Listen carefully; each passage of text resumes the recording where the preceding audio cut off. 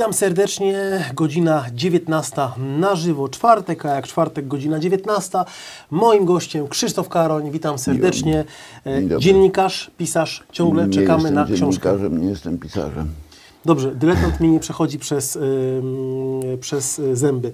Drogi panie Krzysztofie, obiecaliśmy naszym widzom, że będziemy się odnosili bezpośrednio do pytań. Od razu chciałem powiedzieć, już pan Krzysztof wie, zasypaliście nas tymi pytaniami. Dostaliśmy, no nie wiem, ponad setkę, jak nie lepiej, pytań na mailu i Facebooku, już nie liczę. No generalnie kilkaset pytań. Powiem tak, nie jesteśmy w stanie tego wszystkiego przerobić w jednej audycji, nawet nie ma szans, ale postaramy się. Więc co, zaczynamy już stricte od pytań, czy jeszcze coś by chciał pan zagaić jakoś na początku? Sprawę tego filmu chce pan ruszyć, czy ja mam ruszyć? To znaczy tak, pan chciał się odnieść odnośnie tego zablokowania filmu pana Pitonia, Sebastiana Pitonia, naszego kolegi zresztą. Znaczy, nawet nie chciałbym się, nie mam się zamiaru specjalnie odnosić, natomiast ponieważ mam wrażenie, że w ostatnich dniach rozpoczęła się akcja przeciwko zaorywanie mojej osoby, w związku z tym chciałbym wyjaśnić jedną rzecz. To zresztą wpisałem na odpowiednim kanale. Drogi panie Sebastianie, pański film jest tak głupi, tak ordynarny, tak prostacki, że jego obecność na kanale jest mi bardzo na rękę, ponieważ ja już nie muszę nic więcej pod tym filmem wpisywać. Sam się pan zaorał. W związku z tym sugestia, że ja doprowadziłem do tego, że ten film został wyłączony, jest absurdalna. Proszę w moim imieniu poprosić YouTube, żeby ten film odblokowali, a kto go zablokował, to tego nie wiem. Nie mam nic więcej do powiedzenia.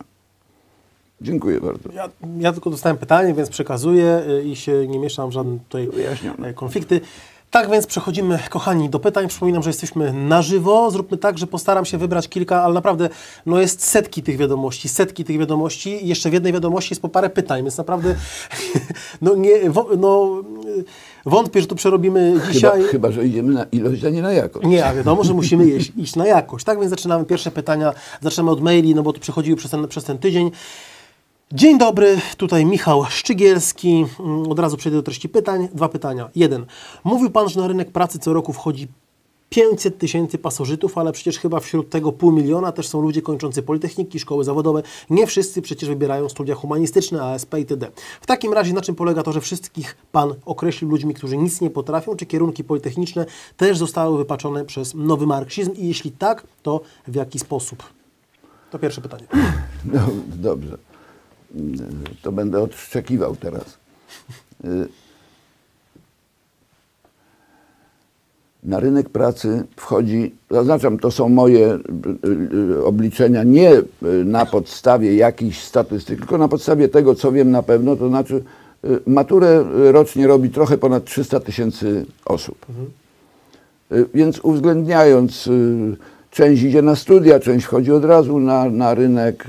Oprócz tego są ludzie, którzy nie idą tokiem tym maturalnym, tylko szkoły zawodowe i tak dalej.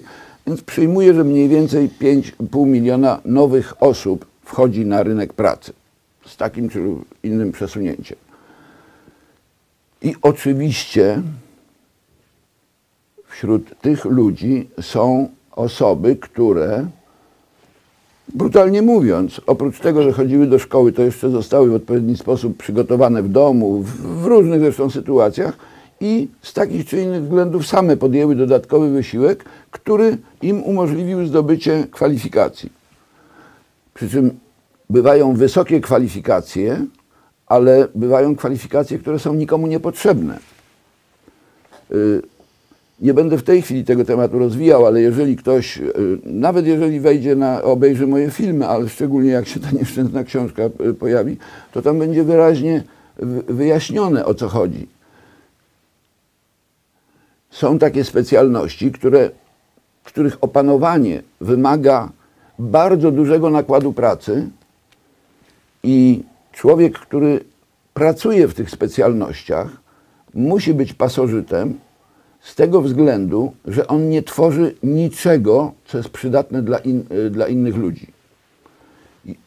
Znowu się posłużę przykładem tej nieszczęsnej spekulacji giełdowej, chociaż to wybrałem niedobry przykład. To znaczy dobry, tylko że jak się okazało nie do wszystkich łatwo docierający.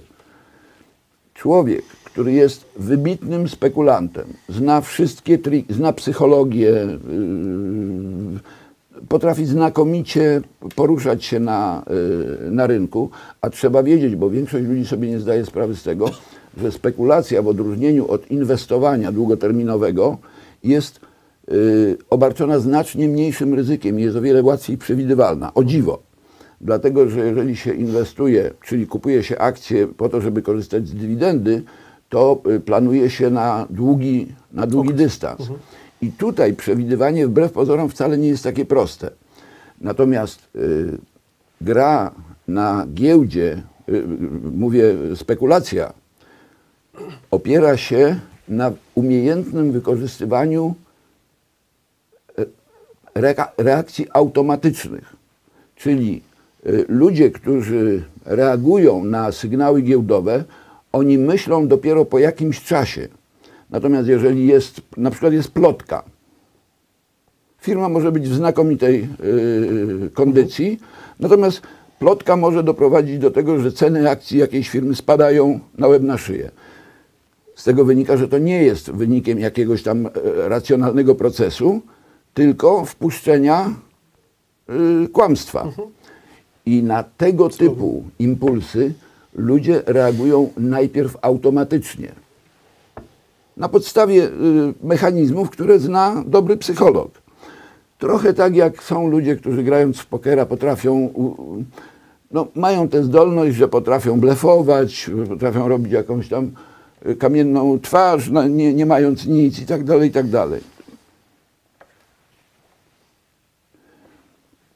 Opanowanie tej umiejętności. Aha, i to powoduje, że jeśli ktoś zna coś, te mechanizmy, to jest w stanie, i na bieżąco śledzi to, co się dzieje, to jest w stanie ze znacznie większym prawdopodobieństwem przewidywać, co się wydarzy na tym rynku spekulacyjnym, niż co się wydarzy na rynku długoterminowych inwestycji.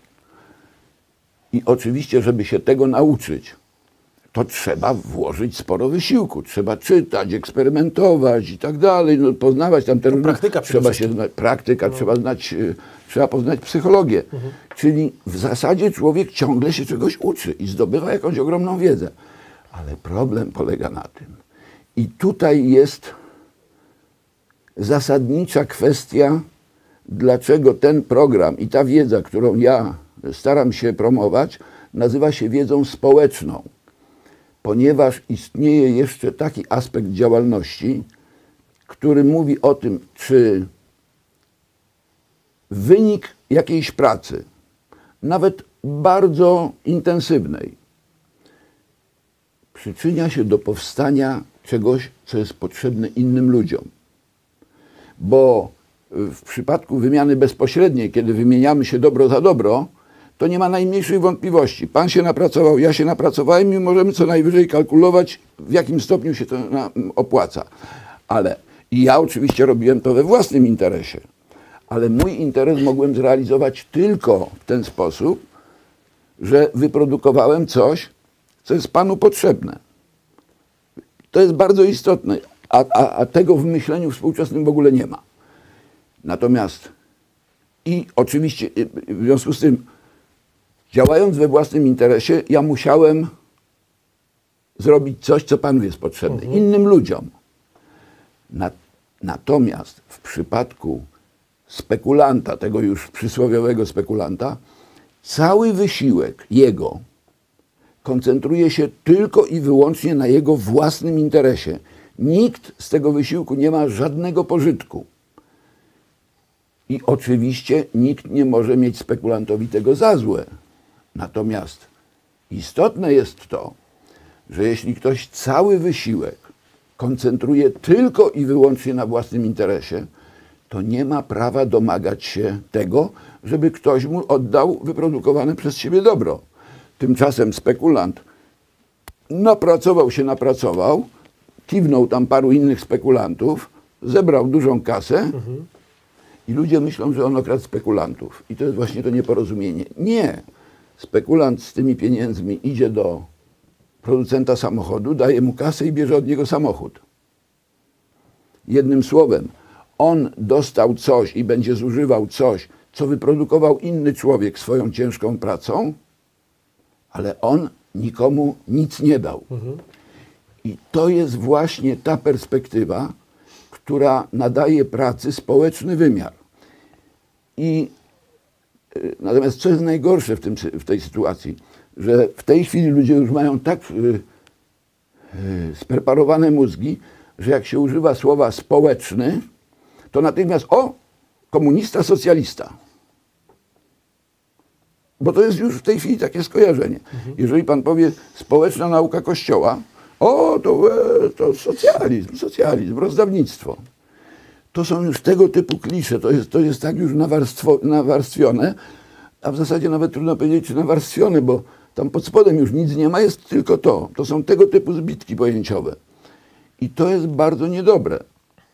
To jest bardzo niedobre i powoduje, że ponieważ ludzie zostali do tego myślenia,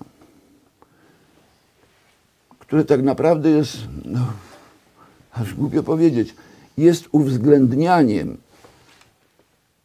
tego, że oprócz interesów własnej dupy istnieją jeszcze na świecie inne interesy. Tego w myśleniu wolnościowym w ogóle nie ma w tej chwili. I dlatego ja staram się ludziom tłumaczyć, na czym polega ten mechanizm. Otóż właśnie na tym, i wracając do początku, główny problem polega na tym, że w tej chwili, moim zdaniem, są takie dyscypliny, czy takie dziedziny, w których ludzie wychodzą ze szkół i po pierwsze, w zasadzie bez wyjątku, są całkowicie pozbawieni, czyli będąc już w wieku na granicy dojrzałości, na progu dojrzałości, są całkowicie wyprani z umiejętności myślenia tymi kategoriami, o których ja przed chwilą mówiłem. I ja to uważam za psychiczne kalectwo. Ponieważ to jest tak, jakby widzieć tę szklankę w 2 wymiarach, a nie w 3. To jest psychiczne kalectwo.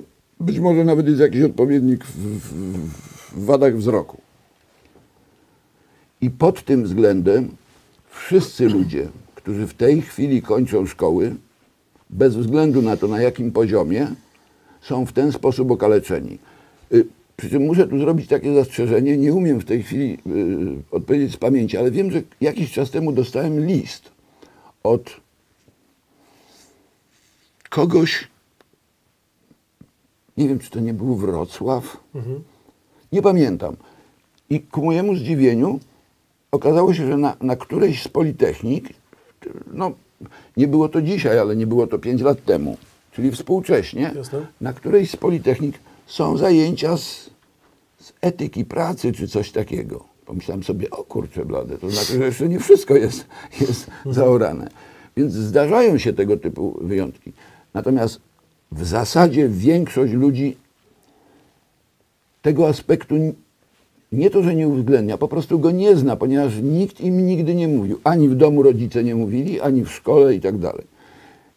Przy czym tutaj trzeba wyraźnie powiedzieć, że o ile na uczelniach to już nie jest tak wyraźne, bo tam się na to, przyjmuje się, że wszyscy już są zaorani. O tyle w szkołach, moim zdaniem, pozbawianie ludzi umiejętności myślenia, ja to nazywam myśleniem wspólnotowym.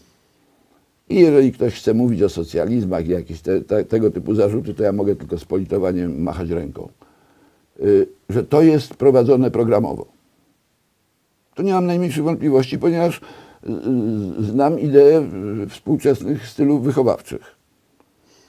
Natomiast zupełnie oddzielną rzeczą jest to, że moim zdaniem w wielu dziedzinach, takich jak na przykład ekonomia, świadomie uczy się ludzi kraść.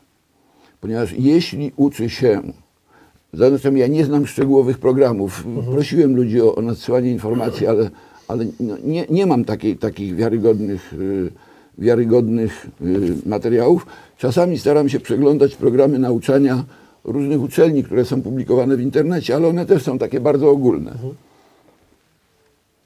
No ale jeśli gdzieś na jakiejś uczelni ekonomicznej mówi się o spekulacji jako pewnym działaniu, a o ile pamiętam, zarówno na stronach Narodowego Banku Polskiego,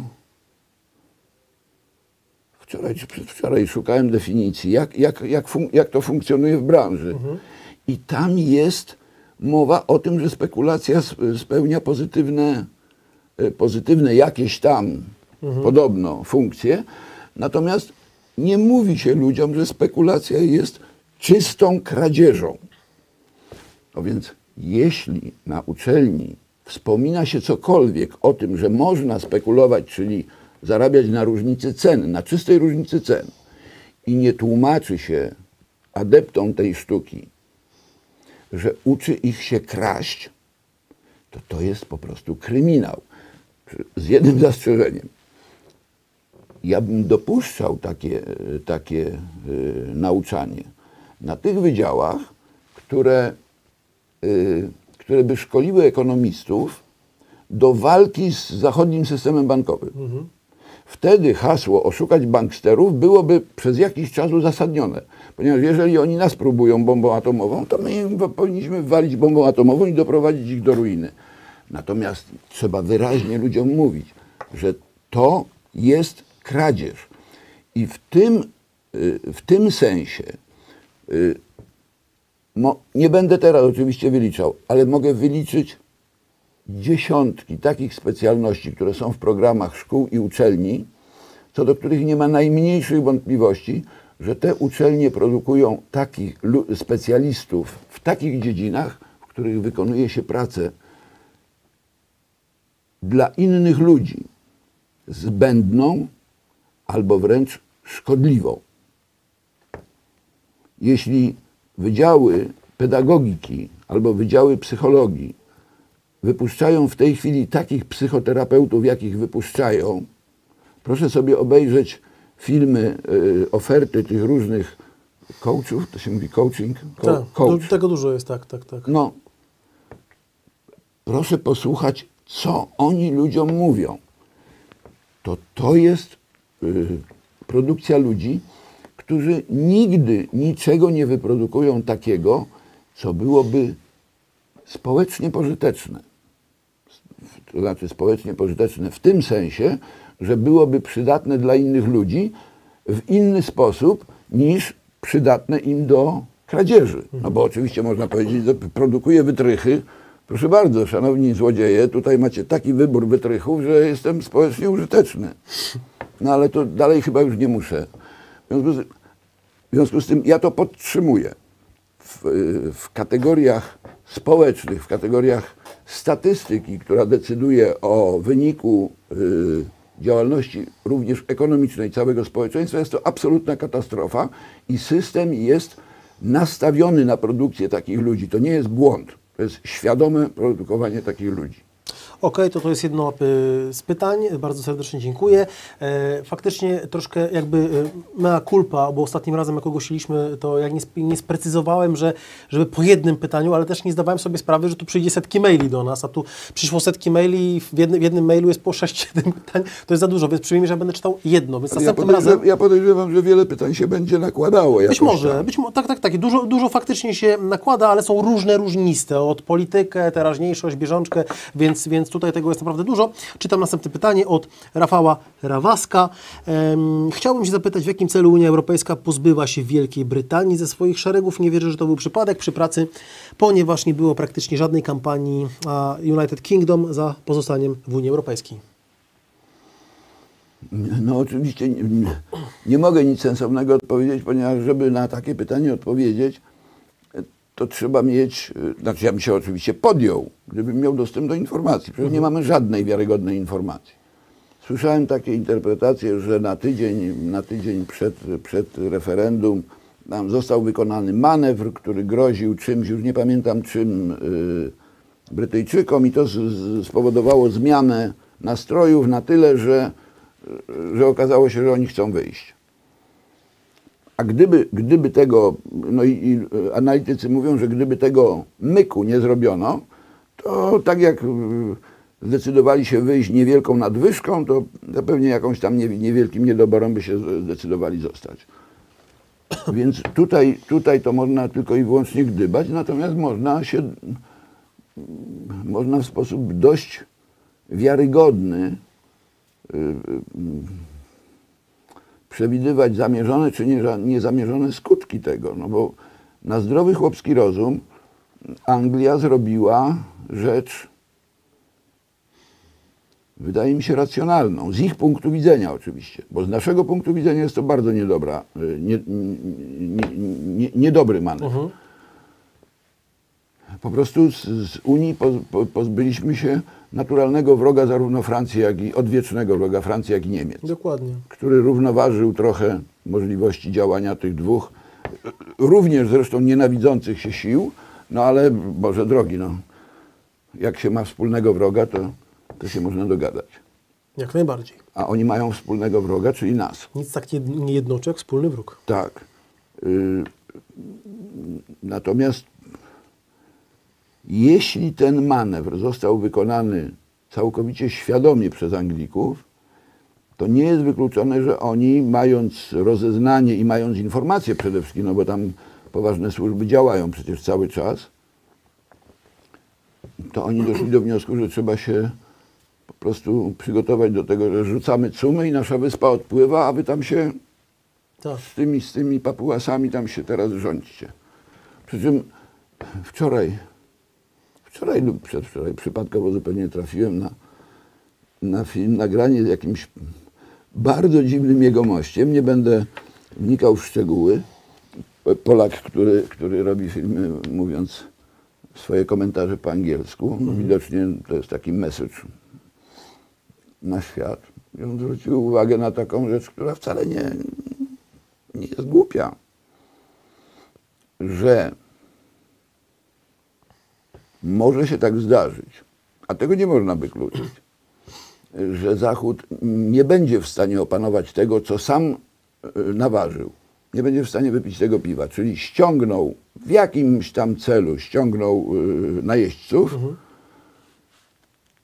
myślał, że uda się ich Cywilizować, utemperować? Nie. Myślał, bo to jest jakby jedna sprawa, ale myślał, że uda się ich przede wszystkim wsadzić do nas i oni nas sprzątną w takim układzie? Tak.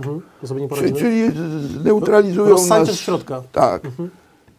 Bo to wtedy rzeczywiście miałoby ręce i nogi, ale jeśli my nie wpuścimy ich tutaj, to jest bardzo prawdopodobne, że ci ludzie załatwią ich. Już to się dzieje. Ale on zwrócił uwagę na taki aspekt, na który ja do tej pory nie zwracałem uwagi. Mianowicie, przy czym ja jakby z innego punktu widzenia, ale staram się co jakiś czas podkreślać, żeby nauczyć się rozróżniać między Niemcami a państwem niemieckim. Bo to są dwie zupełnie różne rzeczy. Niemcy oczywiście, to nie ma co dyskutować na temat ich dorobku historycznego, natomiast oni od pewnego momentu, jak już wybrali Adolfa, no to w stosunkowo krótkim czasie okazało się, że już nie ma co do gadania, bo jak ktoś podskoczy, to w łeb i do obozu w najlepszym razie. I po wojnie oni przeszli takie pranie mózgu, o którym kiedyś warto będzie opowiedzieć, bo to były dwie akcje prania niemieckich mózgów. Natomiast na jednym z tych prań właśnie wyrosła rewolucja 1968 roku.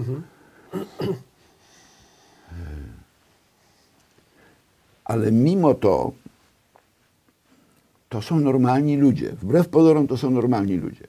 I ten człowiek, którego już nie potrafię sobie przypomnieć, zresztą nawet tam chyba nie było podanego nazwiska, on zwrócił uwagę na jedną ciekawą rzecz, że jeśli by udało się tym muzułmanom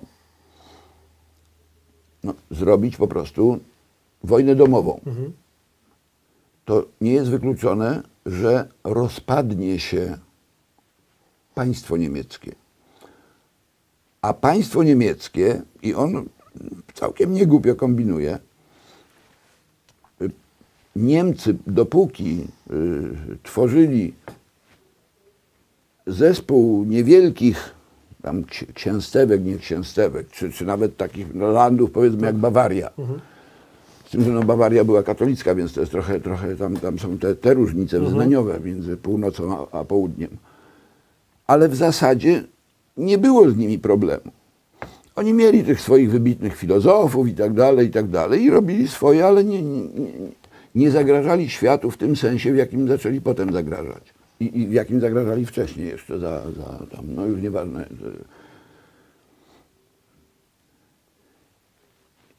I taką niebezpieczną potęgę, agresywną potęgę ze wszystkich Niemców, bez względu na różnice kulturowe, wyznaniowe i tak dalej, to zrobił dopiero z tego, no, w cudzysłowie, Bismarck. Prusy. Tak. Prusy wzięły to wszystko pod but i zrobiły z tego agresywne mocarstwo. Agresywne, bo można być mocarstwem, niekoniecznie trzeba być agresywnym. No i z tego rozumowania by wynikało, że jeśli najeźdźcy doprowadziliby do rozbicia niemieckiego państwa na landy, to te państwa już pozbawione tej patologicznej idei niemieckiej, którą dzisiaj reprezentuje, prawdopodobnie nie w swoim imieniu, ale musi reprezentować Merkel, to te państwa we własnym interesie musiałyby poprosić o pomoc nas, pod warunkiem, że my ich tutaj nie wpuścimy. Bo my mamy jeszcze czas na to, żeby odbudować gospodarkę, odbudować swoją armię i w gruncie rzeczy Europa, okazuje się, że prawdziwa Europa zostaje tylko tutaj.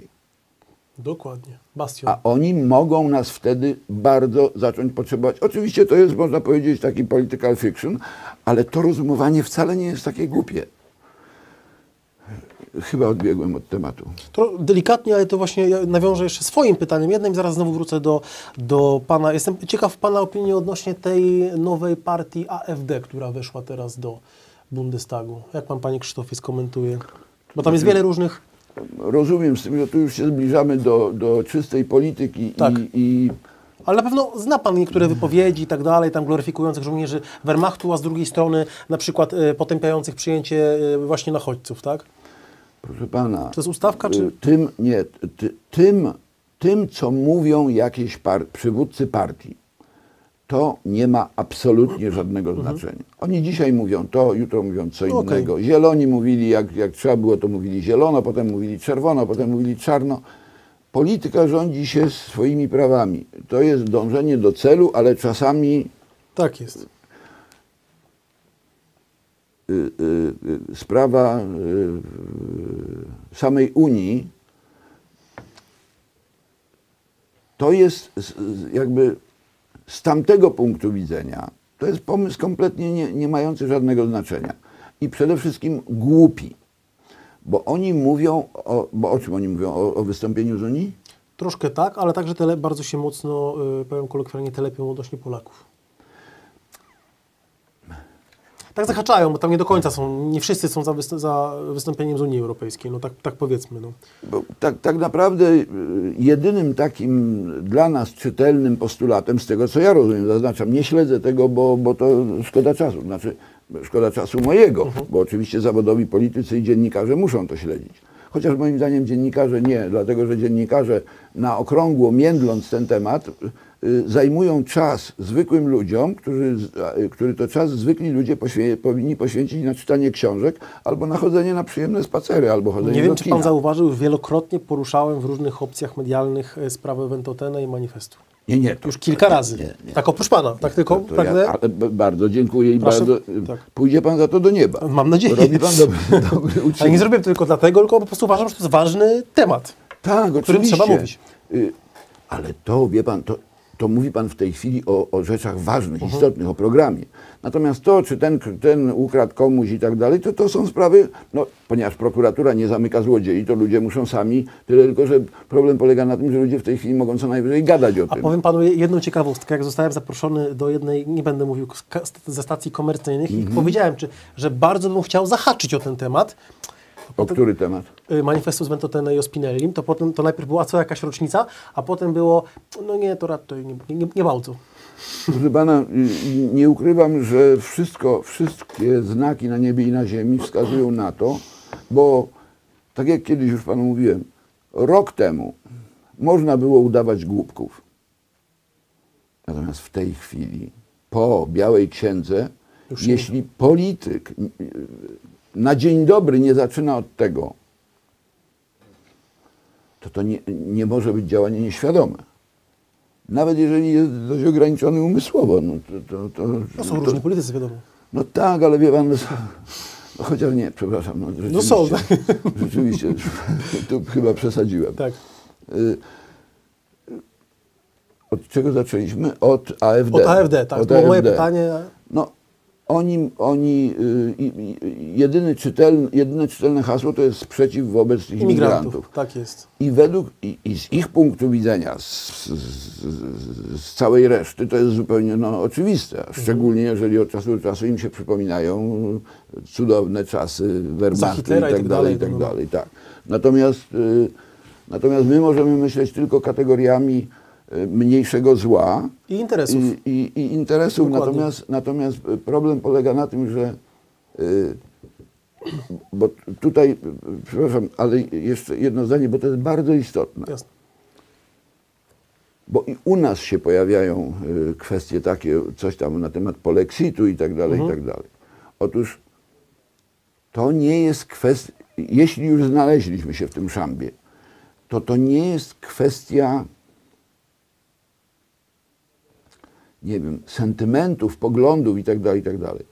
Wyjście w tej chwili, w takiej sytuacji, w jakiej my jesteśmy, tak, z Unii, czyli z nieprzygotowaną armią, z nieodtworzonym przemysłem i z uruchomionymi bardzo niebezpiecznymi, chociaż doraźnie potrzebnymi programami społecznymi, katastrofalnymi zupełnie programami społecznymi, które, jak zaznaczam, w tej chwili są uzasadnione z powodów taktycznych.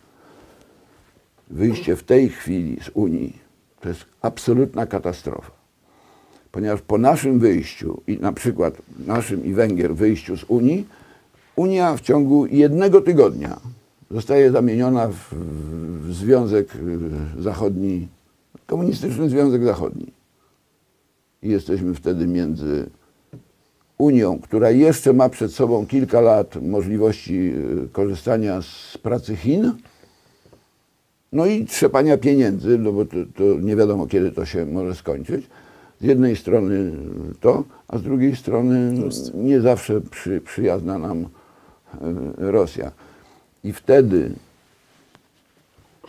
nie mamy żadnych argumentów. Bez własnej armii i bez odtworzonego potencjału produkcyjnego. I wtedy możemy się co najwyżej modlić, żeby nam to, nawet jeśli nie cały jedwabny szlak, to chociaż jedną wstążeczkę, żeby nam ci nale oddali. No to jest obłęd. Natomiast to, co my możemy robić i jak się okazuje w tej chwili, to o czym ja czasami próbuję ludziom mówić, to się, nie chcę powiedzieć, że to się zaczyna sprawdzać, bo to jest tylko pierwszy sygnał, ponieważ Unia nie może odpuścić tego programu. Ponieważ dla struktur unijnych niezamknięcie Unii oznacza całkowitą katastrofę. Więc oni mogą sobie taktycznie odpuścić po to, żeby wymyśleć jakąś inną metodę. Natomiast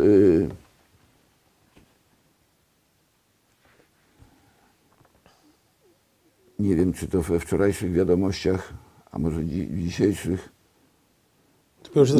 mignęła mi informacja na tym, że wycofano się z tego, kończy się ten plan tych skończył się od relokacji, tak.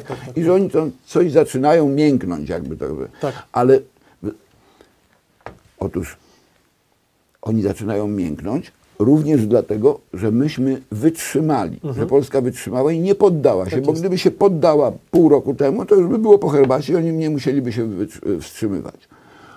Otóż właśnie o to chodzi. Chodzi o to, żebyśmy zostali w Unii za wszelką cenę i robili wszystko, żeby wyhamować Unię przed jej domknięciem. Aż do czasu, bo pamiętam, że pan w pewnym momencie powiedział, że kiedyś w jakiejś tam rozmowie, że dobrze by było, żeby oni nas wykopali na dobrych warunkach. Coś takiego powiedziałem, fakt. Tak, intuicyjnie jest to dość sensownie pomyślane.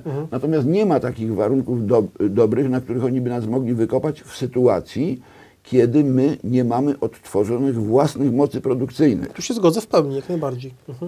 W związku z tym to, co my możemy zrobić, to odtwarzać swoje własne moce produkcyjne, ponieważ jeśli Chiny kiedyś powiedzą koniec, to Zachód nie będzie w stanie produkować. I wtedy my będziemy mieli potencjał produkcyjny i w tym, hamując możliwości domknięcia Unii, powinniśmy doczekać, aż ona się po prostu rozpadnie, ponieważ każdy byt polityczny kiedyś się tam kończy. I niekoniecznie musi kończyć się, jak pokazała transformacja Związku Radzieckiego, niekoniecznie musi się kończyć wojną. Bo zwykle do tej pory było tak, że jak następowały jakieś istotne zmiany, to one były wynikiem jakiegoś kataklizmu. A tutaj może się okazać, że to po prostu zdechnie w sposób naturalny. Zdycha naturalnie i przepięknie samemu. Tylko, że to zdycha w tej chwili w złym stylu. A lepiej by było, gdyby... To jest rzeczywiście w sensie takim bardzo, bardzo, bardzo długofalowym, w sensie wręcz historycznym, epokowym. To, co zrobiła Merkel, czyli wpuszczenie tutaj najazdu obcej, agresywnej kultury. Nie wnikam w tej chwili, czy ona ma podbudowę religijną, ideologię, to nie ma żadnego znaczenia. Wpuszczono tutaj z własnej woli, na własne życzenie, armię, ogromną armię młodych bandytów. I tego już nie można cofnąć. Tego nie można cofnąć. Z tym fantem trzeba będzie coś zrobić. No to jest rzeczywiście tragedia. Natomiast cała reszta jest jeszcze otwarta. To się w pełni z Panem zgodzę, mianowicie jeżeli chodzi o przemysł, ale przede wszystkim, no wiadomo, włókienniczy, stoczniowy, metalurgiczny, mamy tego masę, to co zniszczyli po 1989 roku komuniści, nie oszukujmy się, WSI i tak dalej, ale przede wszystkim polski węgiel, bo my węglem stoimy. Proszę pana... Bezpieczeństwo energetyczne, drogi Panie Krzysztofie. Nie. To jakby z tym, że kwestie bezpieczeństwa energetycznego to jest jakby sprawa wyższego rzędu. Tak, ale podstawa. Ja rozumiem, z tym, że kwestia bezpieczeństwa energetycznego jest sprawą tak ważną, że czasami te gałęzie, które gwarantują to bezpieczeństwo, muszą być, zaznaczam, całkowicie świadomie dotowane. No tak, to musi państwo ogarniać, tak. Co z ekonomicznego punktu widzenia jest oczywiście bezsensem. Czasem tak. Natomiast jakby w związku z tym tutaj są dwa aspekty. Jeden to jest aspekt bezpieczeństwa energetycznego, które z ekonomią ma tylko pośredni związek, bo to jest kwestia być albo nie być. Natomiast oprócz tego oczywiście jest jeszcze kwestia ekonomicznej funkcji paliw. I tutaj no to dopiero w tym miejscu otwiera się pole do działania dla fachowców. Ponieważ nie ma co się oszukiwać. Nie ma takiego państwa, to znaczy może są jakieś państwa w tej chwili, typu mówię o tych wielkich, Chiny, Rosja, Stany, które są samowystarczalne całkowicie, czyli mogą i ma to sens produkować absolutnie wszystko na własne potrzeby. No i eksport. Natomiast w zdecydowanej większości to ma sens, żeby się specjalizować. Włosi robią wino, my oczywiście możemy robić wino z różnych względów, natomiast jest zupełnie oczywiste, że no raczej nigdy nie będziemy dla nich konkurencją na rynku winiarskim, bo tu wchodzi... W związku z tym fachowcy powinni, ci, którzy potrafią myśleć perspektywicznie, powinni wskazywać te dziedziny, w których my mamy największy potencjał, największe szanse i w to się powinno najbardziej rozwijać. Przy czym tu wchodzimy już rzeczywiście na śliski teren, dlatego że jak się mówi powinniśmy rozwijać, to gdzieś z tyłu głowy jest jakiś, no, że kto będzie rozwijał? No, państwo, czy też samo się tak zrobi, że prywatni inwestorzy tak się rozwiną, że rozwiną się we właściwym kierunku. To są wszystko oczywiście bardzo skomplikowane sprawy, z tym, że znowu tu jest czym innym interwencjonizm, a czym innym jest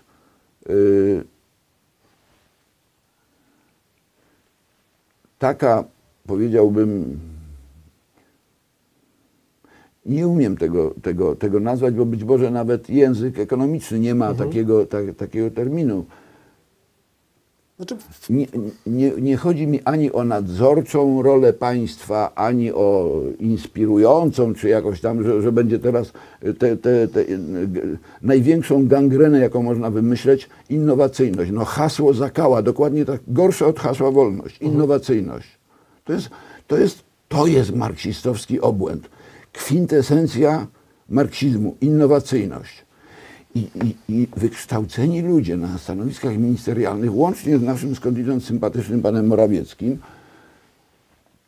jak myślę o tym Morganie, który ma przyjechać do Polski, to po prostu krew mnie zalewa. Czemu?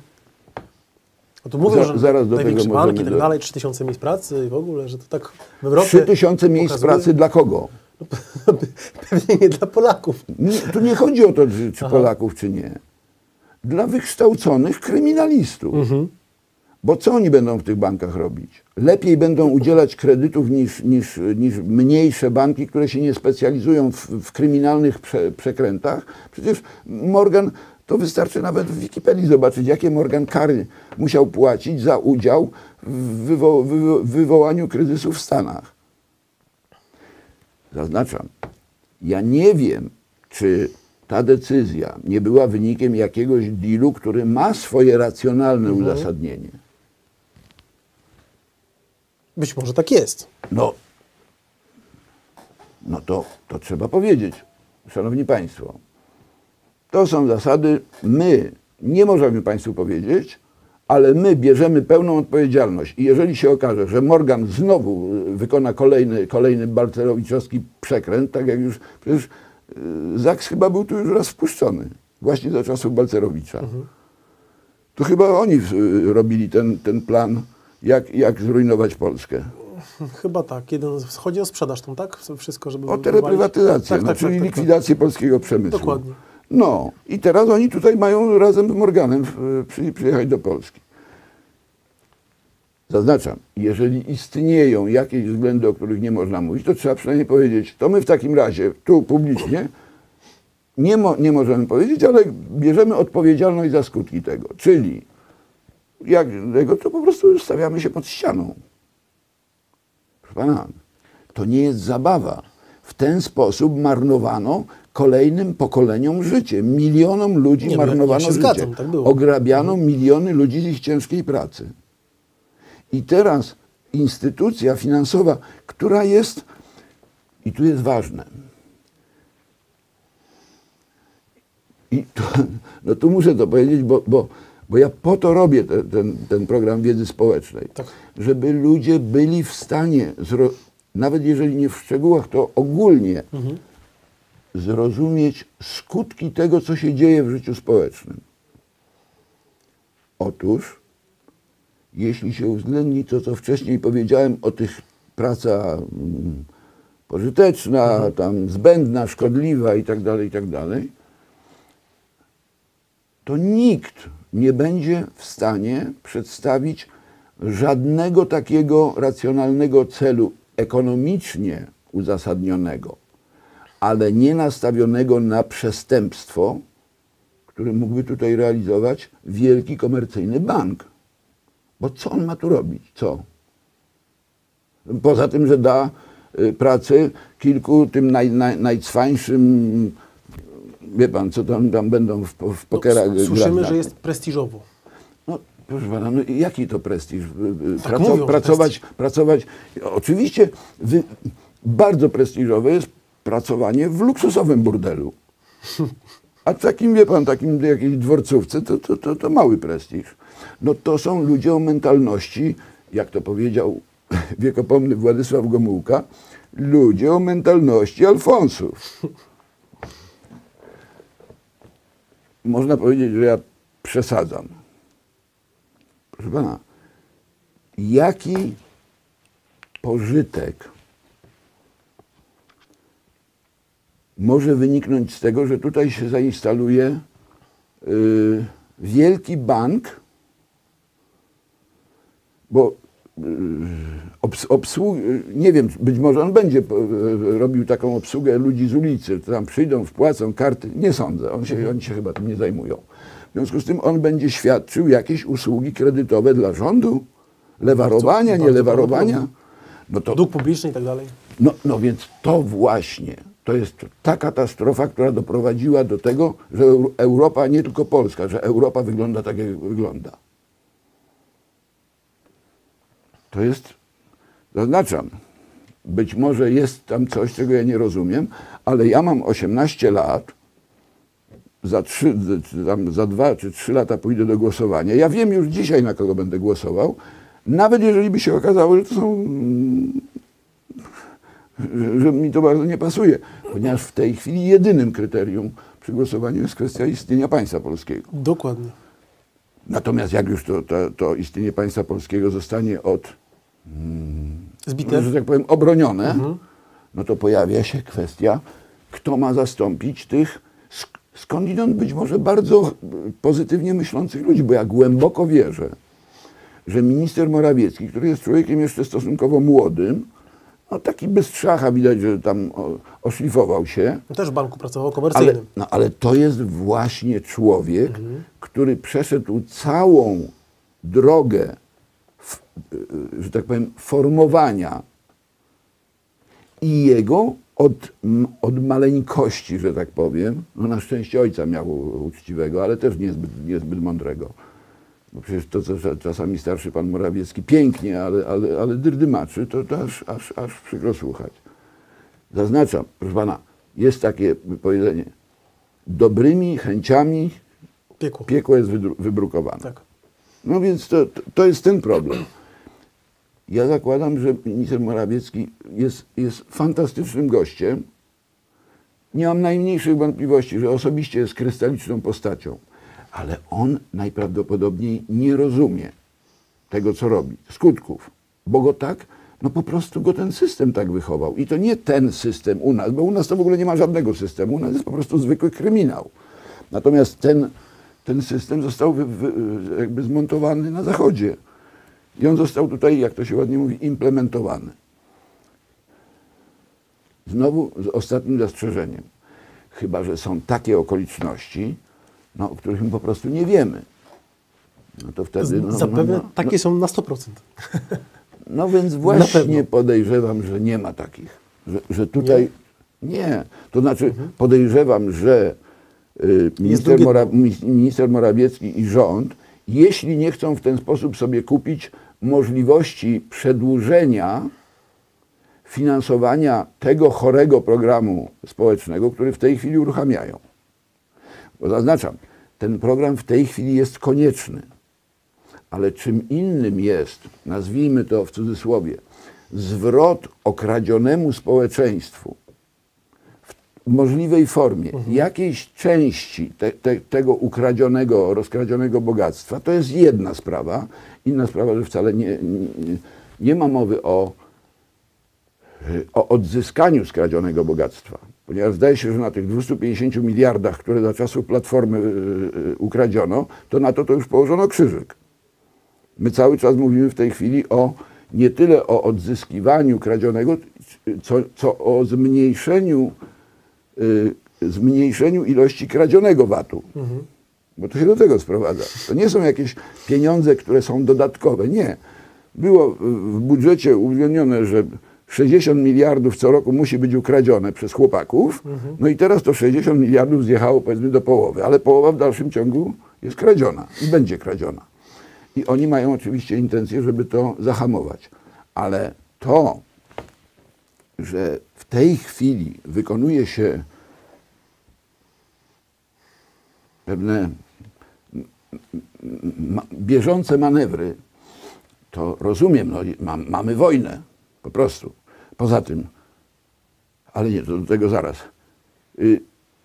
Więc w tej chwili musimy wykonywać jakiś taki plan awaryjny, ale jeśli chcemy, jeśli myślimy w ogóle kategoriami racjonalnymi, to my powinniśmy już w tej chwili wiedzieć, co będziemy robić za 5, za 10 lat. Dokładnie. I, co jest najważniejsze, jeśli zakładamy, że za 10 lat uda nam się w jakimś stopniu odbudować przemysł, to dzisiaj musi być uruchamiany system nie tylko edukacji zawodowej, ale co jest znacznie ważniejsze, system reedukacji młodych ludzi, którzy zostali wpuszczeni w maliny, czyli nauczono ich albo kraść, albo wykonywać rzeczy zupełnie zbędne, w najlepszym razie zbędne, a bardzo często szkodliwe.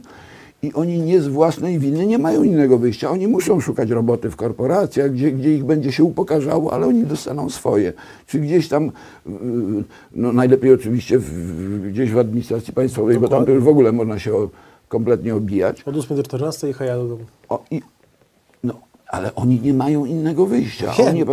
I teraz, jeśli stopniowo ci ludzie na rynku będą dochodzili do wniosku, no, że coś się dzieje i trzeba by było wykonać jakiś manewr, to oni sami sobie nie poradzą. Oni muszą otrzymać ofertę, która umożliwi im w stosunkowo krótkim czasie, bo to nie trzeba wielu lat, zdobycie jakiejś przydatnej umiejętności.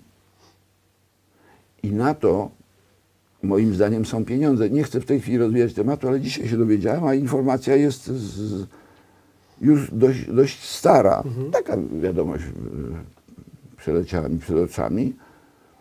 Być może nieaktualna, ale był taki plan, żeby Polska dopłacała 800 zł do każdego ukraińskiego gastarbeitera. W sensie do Ukraińca.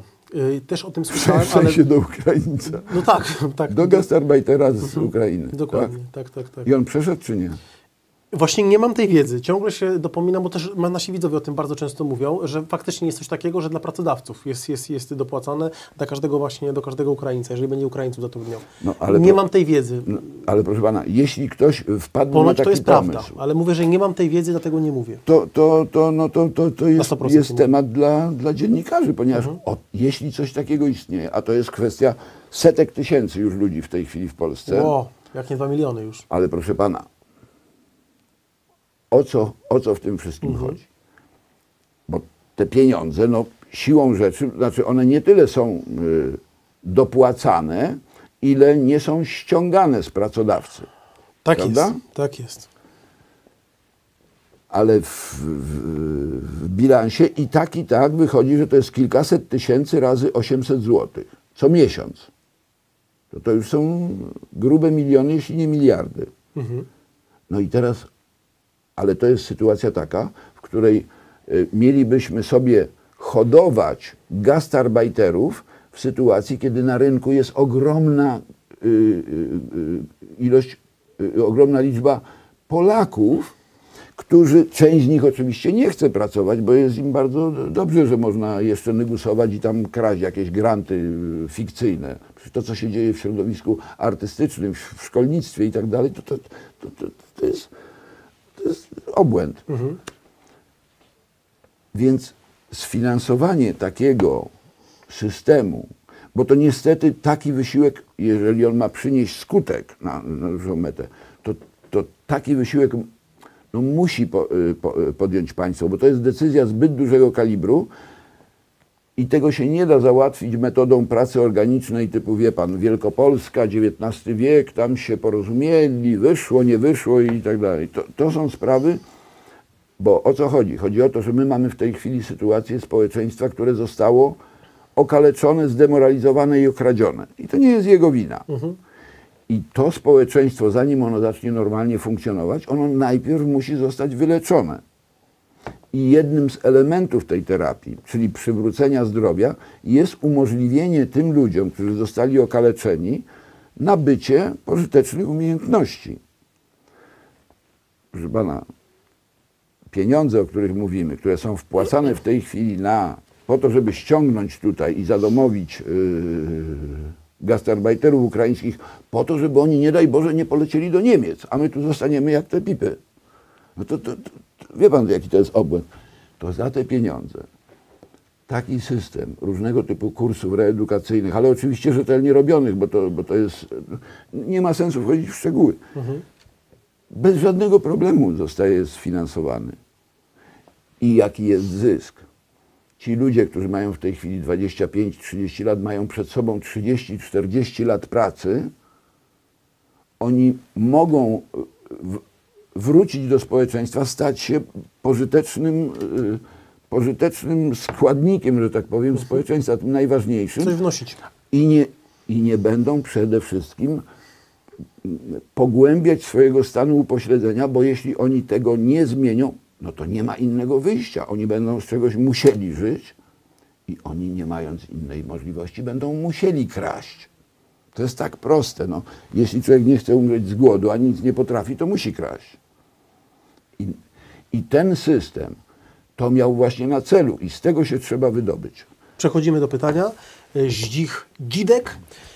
Do pana Karonia. Dlaczego ateizm uważa pan za religię? Proszę o trochę antropologii ateistycznej. Pan tak świetnie odpowiada. Antropologia ateistyczna, bardzo mi się to podoba. Nie ma możliwości, żeby coś sensownego powiedzieć w tak krótkim kontekście. czasie, chociaż nie. Aha, okej. To znaczy, co można powiedzieć? Bo ja oczywiście, mówiąc to, używam pewnego skrótu, który jest rzeczywiście uproszczeniem, ale on nie zmienia istoty sprawy. Otóż, to jest tak. Filozof to jest taki facet, który zadaje pytanie. I to pytanie brzmi, czy Bóg jest, czy Boga nie ma?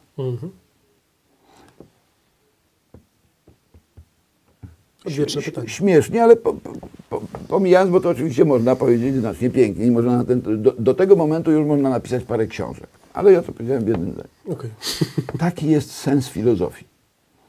Stawiać pytania i poszukiwać odpowiedzi. I tu zaczyna się bardzo płynna, taka moim zdaniem nie do końca ostra granica, gdzie się kończy filozofia, a gdzie zaczyna się już nie filozofia. Czy filozof oprócz tego, że musi postawić pytanie, powinien jeszcze na nie odpowiedzieć, czy nie? No bo problem polega na tym, że w momencie, kiedy filozof odpowie na pytanie, przestaje być filozofem. Bo już spełnił swoje zadanie. Ale jak odpowiedział na pytanie, to on już wtedy zajmuje pewne stanowisko, opowiada się po którejś ze stron. Dla wielkiego uproszczenia, filozofia zadaje pytanie, czy Bóg jest, czy go nie ma. I na to pytanie nie ma odpowiedzi. Nie będę w tej chwili nikogo zanudzał. Odrobinka tego będzie w pojęciach podstawowych. Po prostu na to pytanie nie można udzielić odpowiedzi pewnej, odpowiedzi o charakterze, nazwijmy to, naukowym.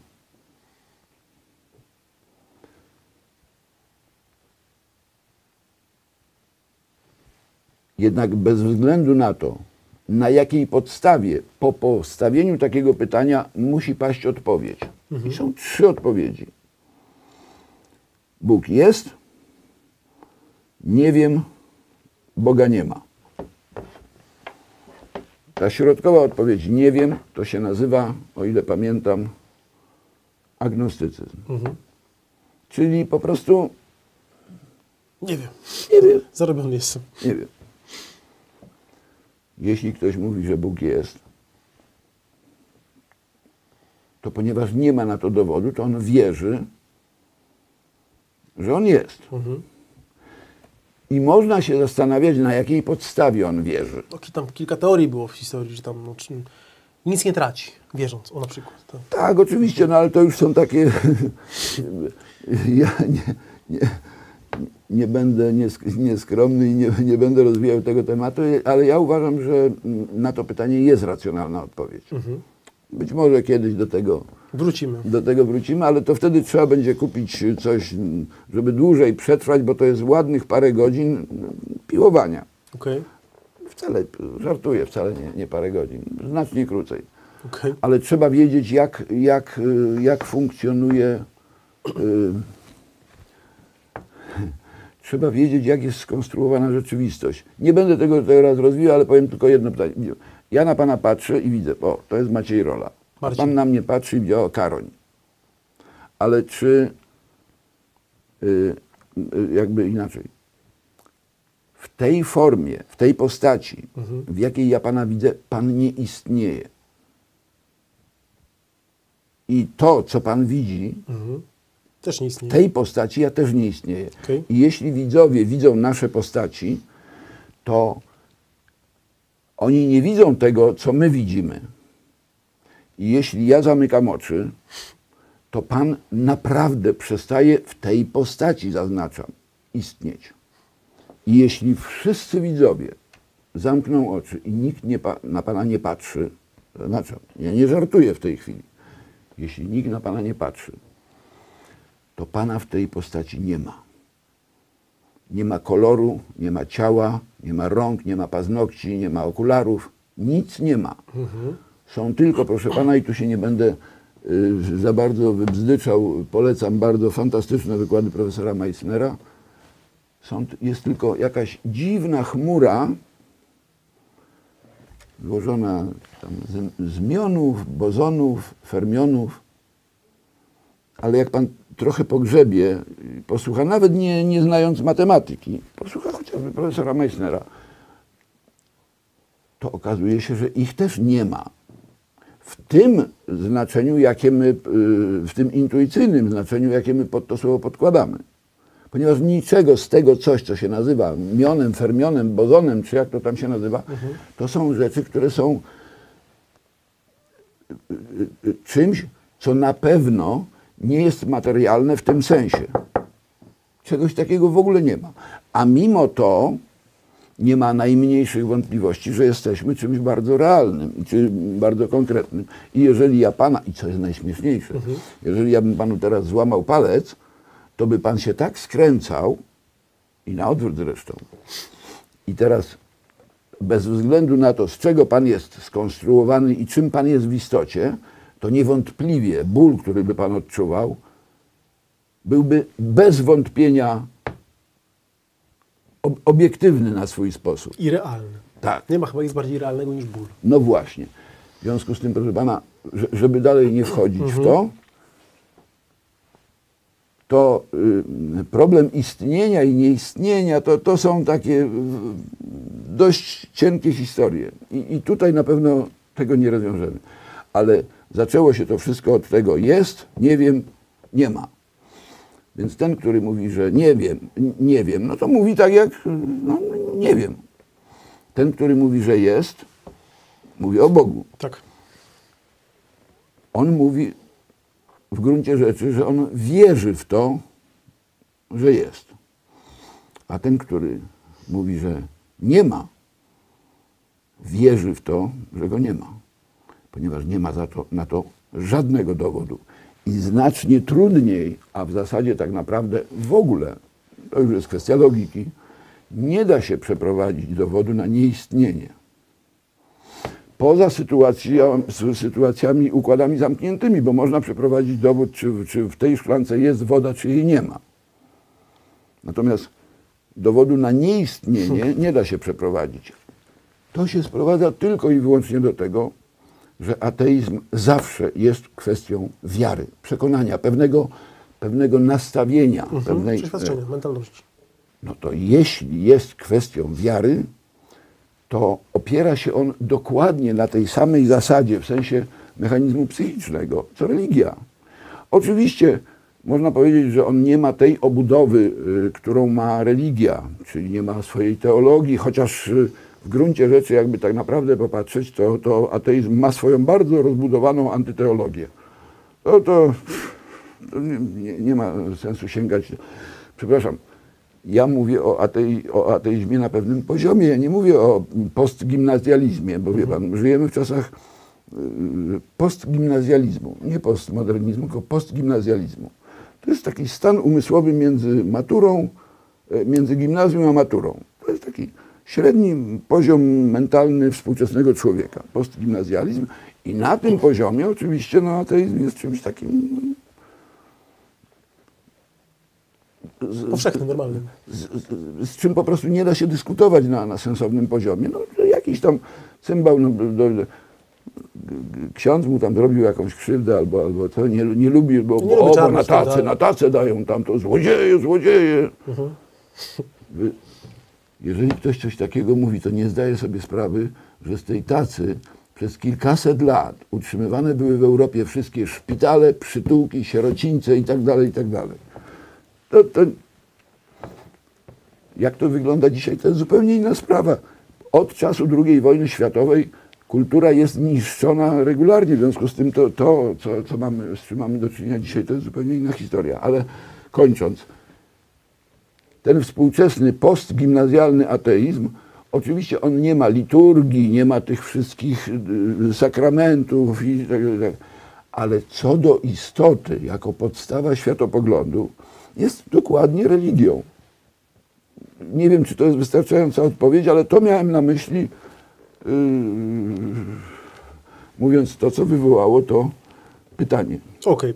Bardzo dziękuję. Ja tak może zróbmy sobie coś takiego, że nie wiem, co 3 tygodnie może róbmy sobie takie pytania od widzów. Tylko bardzo bym prosił, że jak zrobimy taką akcję, to faktycznie jedno pytanie w jednej wiadomości, a nie po 6-7, no bo po prostu tak się nie da, jak widzieliście. Dostaliśmy setki maili, odpowiedzieliśmy ja panu słowo tylko jeden. Oczywiście pod moimi filmami, a w tej chwili to już pod paroma innymi, między innymi właśnie na tych witrynach, na których się tam ukazują różne moje występy estradowe, jest bardzo dużo, chociaż powiem szczerze, że jestem zdziwiony, że stosunkowo niedużo jest takiego chamskiego trollowania, co to wie pan, 7 razy pod rząd, ty tam cymbale, ty cymbale. Tego jest niedużo, zdarzają się, ale niedużo. Jest bardzo dużo pytań szczegółowych, jest dużo takich pytań, z których wynika, że ludzie się bronią przed przyjęciem pewnych, no, szczególnie jeżeli chodzi o te kwestie z kradzieżą. No to przynajmniej myślą. Nie mogą się tego pogodzić, ale są próby, jakoś tam lawirują, kombinują. Jakby tu wykombinować, że on wprawdzie kradnie, ale nie kradnie. No bo to się do tego sprowadza. I na to trzeba czasu. Ale proszę pana, proszę mi wierzyć, zdarzają się tak fantastyczne listy, że czasami mnie po prostu zatyka, że ktoś sobie zadał trud, żeby przeprowadzić jakieś rozumowanie. I te wpisy, no, to jest prawdopodobnie niewykonalne, ale jest pewien pan, pozdrawiam tutaj, w Gdyni jest taki pan, który zebrał te wszystkie wpisy i uporządkował to. To jest w tej chwili już ponad 1000 stron tekstów pisanych nie przeze mnie. I to warto by było opublikować kiedyś, bo proszę pana, bo z tego jest jeden wniosek, który dla mnie jest wnioskiem nieprawdopodobnie takim, no, budującym, powiedziałbym. Z różnych miejsc w Polsce, bo przecież nie wiadomo, skąd te wpisy przychodzą. Okazuje się, że w Polsce jest kupa ludzi, którzy tak mużdżą, tylko że są tak rozproszeni, że oni sami nie wiedzą o tym, że podobnych ludzi jest jeszcze kupa. Także tu, dobra. To jest ciekawy wniosek. Zgłaszamy apel o opublikowanie. No bo niech pan się do nas zgłosi. Zawsze coś tam się można... Pan z Gdyni, tak? Z Gdyni? Tak, ale pan Grzegorz to nie... Panie Grzegorzu, to znaczy inaczej. coś da się z tym zrobić. Ja sobie obiecałem, że jak już się uporam z tymi bieżącymi rzeczami, to kiedyś usiądziemy na plaży w Orłowie, kupimy co trzeba. Tak jest. Ryba, I Frytki. na Leżakach zrobimy długą sesję na temat tego, co z tym zrobić. Okej, dobra, w porządku. Bardzo dziękuję. Kochani, przypominamy, że cały czas zbieramy na laptopa, tak więc zapraszamy do wspierania telewizji w realu24.pl. Wszystkie linki, kochani, w opisie. Bardzo Wam serdecznie dziękuję za dotychczasowe wsparcie naszej inicjatywy. Bardzo serdecznie dziękuję. Moim gościem jak co czwartek Krzysztof Karoń. Zapraszam o 19 w następny czwartek. I tak sobie będziemy robili, no nie wiem, przyjmijmy co 3 tygodnie takie właśnie pytania stricte od widzów w mailach. Może być coś takiego? Taka propozycja? Równie dobrze możemy zrobić tak, że ponieważ wie pan, ja w gruncie rzeczy niewiele mam do powiedzenia, w związku z tym, Ja wiem. w związku z tym, znaczy, No nie, no widzę, okej. naprawdę, to wszystko krąży w gruncie rzeczy wokół jednego tematu. Tylko że ten temat kiedyś tam dopiero się skrystalizuje, jak już się to wszystko uporządkuje, to okaże się, że to wszystko jest bardzo proste. Tak jest. Ale póki nie uporządkuję tych swoich bieżących rok, bo to moje nieszczęście znowu się rozrasta i chyba jednak będzie większe niż mniejsze. Mówię o tym tekście nieszczęsnym. Już tak cholerna książka. To równie dobrze możemy spróbować jeszcze w przyszłym tygodniu pociągnąć. Okej, dobra, to w następnym tygodniu Z tym, także że tutaj pytania. prośba, że trzeba mnie jednak Bardziej- hamować. Tylko tutaj nie, bo Pan rozwija tyle wątków, że po prostu jak Panu wejdę w jeden, to się rozpierniczy i potem już nie ma, to jest bez sensu. Więc jak już Pan mówi AfD, potem Pan do Unii, potem coś tam i to już jest jakby... No ale No, w ten sposób okej, to będę możemy bardziej zacząć moderował. tu, a wyjdziemy Dobra. za trzecią ścianą. W porządku. Bardzo dziękuję. Wspierajcie w Dziękuję Realu24.pl. bardzo. Moim gościem Krzysztof Karoń. Za tydzień także pytania od widzów. Kłaniam się bardzo nisko, Marcin Rolla i zapraszam jutro o godzinie 13. Moim gościem będzie Rafał Ziemkiewicz. Tak więc już zapraszam do zadawania pytań, komentowania, lajkowania, udostępniania. Trzymajcie się ciepło. Dobrego wieczoru. Hej.